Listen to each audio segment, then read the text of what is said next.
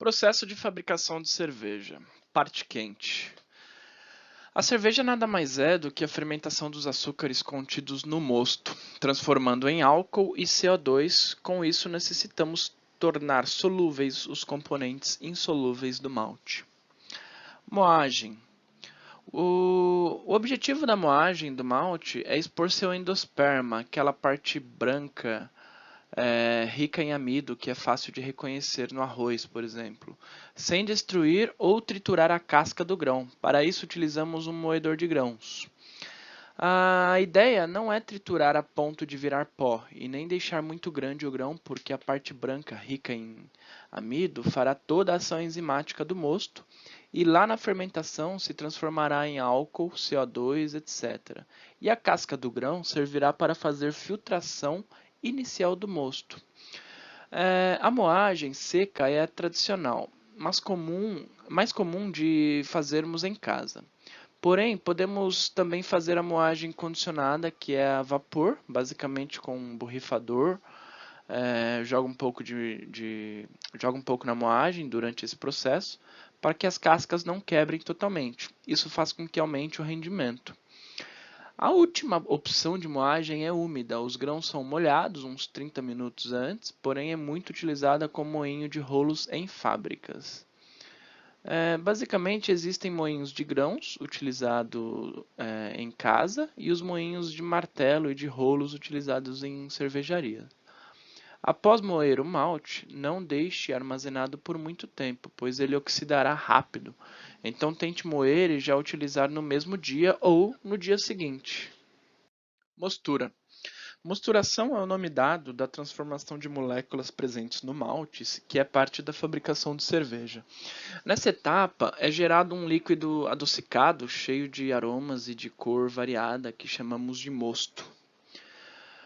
Tornam-se solúveis em água os componentes do malte, substâncias que na sua forma original são insolúveis, amido e proteína, através de reações enzimáticas, amilases e proteases. As alfa-amilases quebram as longas cadeias de amido em pequenas dextrinas e as beta-amilases quebram pelas extremidades as dextrinas em maltose. As enzimas que degradam as proteínas são chamadas de proteinases ou peptidases. Desdobram subprodutos e produzem aminoácidos livres. A single infusion ou infusão única é uma técnica desenvolvida na Inglaterra. Basicamente é o cozimento do malte em uma única faixa de temperatura. Para cervejeiros um pouco mais avançados, que utilizam a rampa de mostura, utiliza-se o processo de step infusion, ou passo de infusão, que nada mais é do que cozinhar o malte em diferentes faixas de temperaturas. Com isso, é possível extrair outras enzimas do mosto. A decocção é uma técnica para ajudar na produção de cor e aromas de caramelo mais intenso. Basicamente consiste em utilizar outra panela para cozimento de outros tipos de maltes separados e depois juntar tudo em uma só, antes de ir para a fervura. As rampas de mostura utilizada no Step Infusion ou passo de infusão basicamente são temperaturas que manteremos durante algum período de tempo para extrair alguma função específica. Beta-glucanase é uma das primeiras, é a primeira rampa, de 35 a 45 graus. Normalmente mantém por uns 10 minutos, é indicado em caso de utilização de mais de 25% de grão não malteado. Parada proteica, que é entre 45 e 55 graus. Uns 15 minutos é o suficiente nessa parada. Ela é responsável pela quebra de proteínas grandes, formadoras de turvação e produz os aminoácidos livres, grandes responsáveis pela formação e retenção de espuma. Sacarificação entre 60 e 72 graus. Normalmente mantemos entre 15 ou 30 minutos. Ela produz diversos açúcares, inclusive açúcares menores, fermentáveis, a maltose, né? Conferindo graduação alcoólica e o corpo da cerveja. Inativação enzimática fica entre 75 e 77. uns 5 minutos aqui já está legal. É necessário inativar as enzimas para que não continuem atuando durante a filtração ou as próximas etapas, né?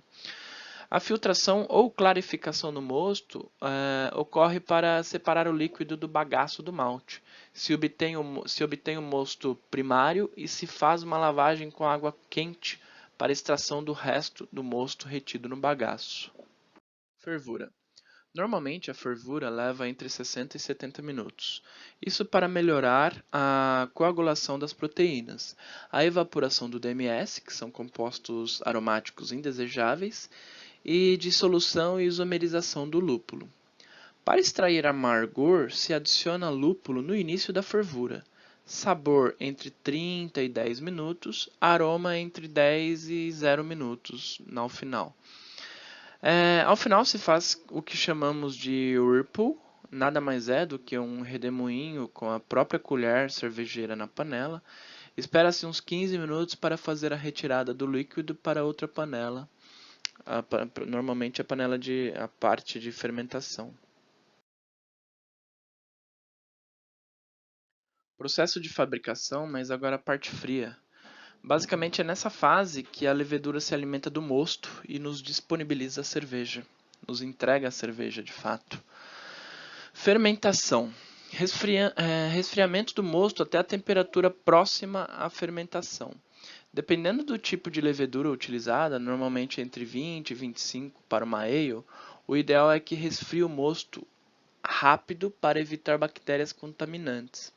A partir dessa etapa, todo o processo deve ser sanitizado, ou seja, tudo que tiver contato com a cerveja deve ser esterilizado com álcool 70 ou outras técnicas utilizadas.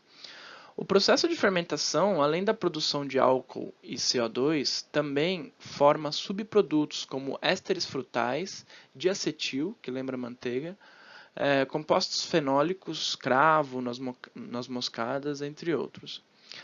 A aeração é importante para leveduras líquidas. Nada mais é do que adicionar oxigênio para ativar as leveduras para que haja propagação das mesmas. Ou a hidratação, que é somente utilizada em leveduras em pó, mas indicado para cervejeiros caseiros. Colocar um pacote de 10 gramas de levedura em 100 ml de água e deixar por uns 20 ou 30 minutos. Lembre-se de esterilizar o recipiente e usar a água filtrada, a mesma utilizada no mosto. O tempo de fermentação ideal é de 7 dias, porque nesse período já elimina o diacetil e outros subprodutos que não são indicados para a cerveja. Maturação. É aqui que ocorre a lapidação da cerveja. Mantenha a cerveja entre 0 e 4 graus e a levedura irá decantar, mais uns 6 ou 7 dias a frio, na geladeira normalmente. Já pode retirar o fermento e transferir para a garrafa ou para o barril. Aqui ocorre também o processo de carbonatação da cerveja, clarificação e aprimoramento do paladar. Essa é uma boa etapa para a adição de especiarias, frutas, lascas de madeira, manter em barris de madeira, para adicionar sabor e complexidade à cerveja. Tudo acontece na etapa de maturação. Dry hopping é o momento de adicionar mais lúpulo para aumentar o aroma da cerveja. Alguns estilos de cerveja pedem adição de lúpulo tardia ou dry hopping. Envase. Muito importante no envase fazer a sanitização das garrafas ou dos barris. Em algumas cervejarias é seguida a etapa de pasteurização. Nada mais é do que submeter a cerveja a altos graus de temperatura para poder aumentar a vida útil da cerveja. Quando envasada em garrafas, é feita uma fermentação secundária para aumentar a produção de CO2.